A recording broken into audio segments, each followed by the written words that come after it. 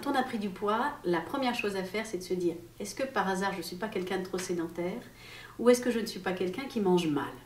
Alors la sédentarité, ça va, on s'en rend compte, je ne marche pas assez, je suis tout le temps dans ma voiture, je suis tout le temps chez moi et je ne me dépense pas. Bon, on a vite fait le diagnostic et il faut également trouver la solution.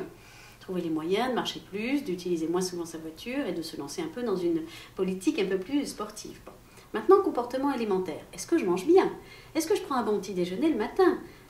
Est-ce que je ne grignote pas dans la matinée? Est-ce que je ne fais pas des déjeuners qui sont un peu n'importe quoi, sous trop gras, trop sucré, trop calorique, ou voire à l'inverse, au contraire escamoté, avec juste un petit sandwich qui me pousse finalement dans l'après-midi à grignoter? Et est-ce que le soir, pour compenser finalement une journée qui s'est mal passée sur le plan de l'équilibre alimentaire, je ne compense pas avec des repas qui sont au contraire trop abondants, puisqu'au contraire le soir il faut manger plus léger. Bon. Donc finalement, c'est très bien de s'interroger d'abord soi-même sur ses propres comportements pour se rendre compte de ses erreurs en termes de fréquence de repas, en termes de ce qu'on mange durant ces repas et de ses comportements. Parce qu'il faut bien savoir aussi que souvent, quand on grignote ou qu'on a des compulsions, c'est peut-être aussi parce qu'on est perturbé sur le plan psychologique.